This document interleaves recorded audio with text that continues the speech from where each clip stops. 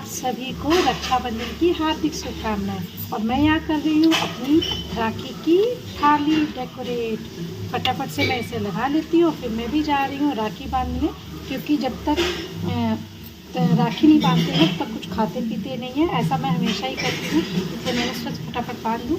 और मैंने ना इस बार ये ऑनलाइन राखी मंगाई थी, बहुत सुंदर सी राखी आई है ऑनलाइन वाली। मुझे उम्मीद नहीं थी कि इतनी अच्छी आएंगी, और मैं भगवान से, ईश्वर से यही प्रार्थना करती हूँ कि आप सभी का रक्षाबंधन बहुत ही अच्छा बीते और सब लोग बहुत अच्छे से इसे सेलिब्रेट करें। किसी को भी किसी भी प्रकार की कोई भी कष्ट ना दे ईश्वर। मैं ईश्वर से बस यही प्रार्थना करती हूँ। और आप सभी को वापस से फिर से एक बार हैप्पी रक्षाबंधन। तो अभी मैंने शुरुआत कर दी है राखी बांधने की। तो आज इसी व्लॉग में मैं आपको बता दूंगी कि मेरे कितने भाई हैं, हम कितने भाई बहन हैं। तो जिसकी भी कौरी होगी ना, उसकी आज ये पूरी हो जाएगी। तो मैं यहाँ पर ना सबसे अपने बड़े भाई को भी राखी बांध रही हूँ, जो मुझसे भी बड़े हैं। तो ये मेरे भाई हैं, भाभी है, साथ में है श्री को तो ऑलमोस्ट लोग जान ही चुके हैं, क्योंकि मैं इसके साथ वीडियोस और शॉर्ट्स बनाती हूँ और शेयर करती हूँ। तो इनके जो शॉर्ट्स होते हैं ना, बहुत जल्दी से वायरल हो जाते हैं श्री के। तो मैं यहाँ पर भी इन दोनों लोग को टीका कर रही हूँ, राखी बांध रही हूँ। अच्छा, मेरी तरफ क्या होता है ना कि भाभी को भी राखी बांधते हैं।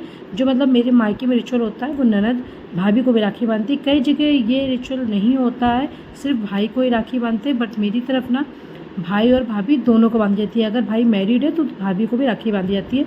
तो मैं भाभी के लिए बहुत प्यारी सी राखी लेकर के आई थी, लुम्बा जो जिसे बोलते हैं, वो मैं लेकर के आई थी। और मैंने लास्ट टाइम ना आपको बताया था जब मैं मायके आई थी कि मुझे भाभी ने सूट दिया था गिफ्ट में। तो ये जो मैंने पहन रखा वो यही सूट था।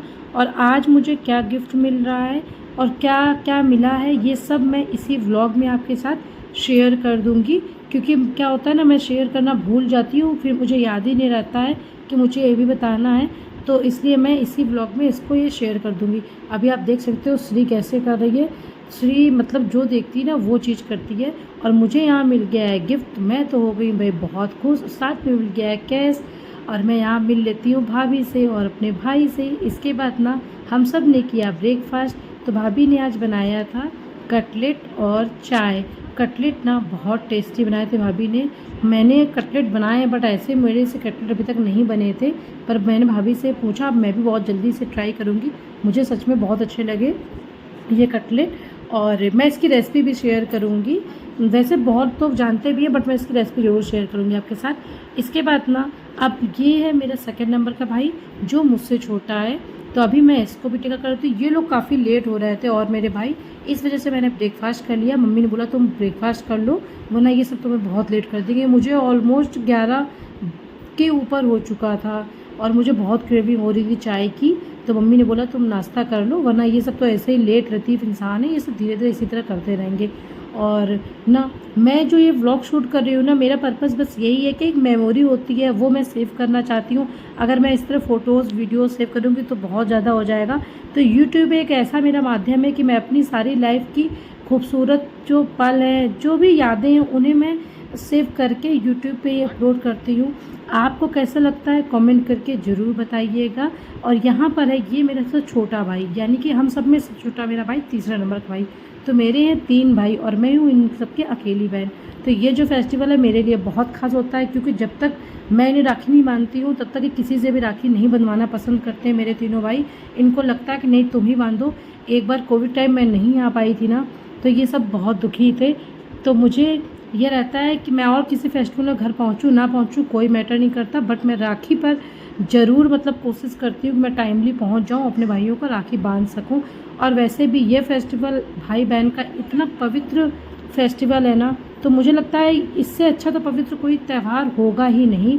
तो मुझे भी पर्सनली ये फेस्टिवल बहुत अच्छा लगता है। और ये मेरा भाई ना बहुत चुलबुला टाइप का है, छोटा है और सच में अभी भी छोटा ही है, क्योंकि छोटे जो भाई बहन होते हैं ना, मुझे लगता है कितने बड़े हो जाए वो छोटे ही रहते हैं। तो ये मुझे यहीं पर बार बार चलाता। और हाँ, ये ना राखी 1 साल तक बांध के रखते हैं। तो मुझे क्या होता है, इन लोगों के लिए राखी बहुत अच्छे से सोच समझ चूज़ करनी पड़ती है कि इनकी राखी कभी इन्हें चुभे ना, प्रॉब्लम ना करे। मेरे तीनों भाई राखी बहुत टाइम तक बांध के रखते हैं। छोटा वाला तो अभी लास्ट ईयर की राखी उसने अब 1 दिन पहले खोली है अपनी। तो वो इसी तरह से मतलब पूरे साल बांध करके रखता है राखी को। और मेरे दोनों बड़े वाले भाई भी अपनी राखी नहीं निकालते हैं जब तक वो ख़राब नहीं हो जाती या टूट ना जाए या कुछ भी मतलब हो जाए, जैसे उसका स्टोन वगैरह निकल जाए तो। अब यहाँ पर मेरे 2 और भाई हैं, ये मेरे कज़न हैं, तो मैं इन्हें भी राखी बांध रही हूँ। देखिए ये छोटे हैं और मेरी कोशिश है कि मेरे जो आसपास मेरे भाई बहन हैं ना, कभी भी किसी चीज़ के लिए वो दुखी ना हो, परेशान ना हो, तो मैं इनको हमेशा ही राखी बांधती हूँ और मुझे अच्छा भी लगता है, इन्हें भी बहुत अच्छा लगता है। मेरा वेट करते हैं दीदी कब वो राखी बांधेगी। छोटा वाला तो बोल रहा था मेरे से, दीदी जल्दी से राखी बांध दो, मैं भी देखना चाहता हूँ मेरी कितनी राखी होगी, मैं काउंट करूँगा। सोचिए बचपन मतलब कैसी चीज़ है।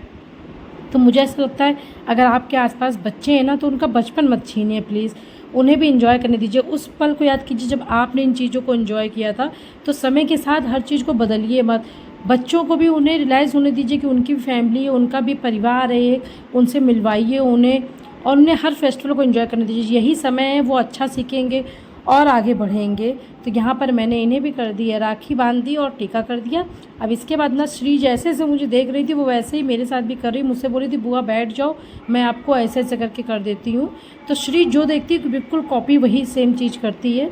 और यहाँ पर ना जो मुझे भाभी ने दिया है गिफ्ट वो मैं दिखा रही हूँ। भाभी ने मुझे ना सूट दिया है और जो मैंने वियर किया पहले मैं बता चुकी हूँ, ये पहले उन्होंने दिया था, ये अभी इन्होंने सूट दिया लिबास का।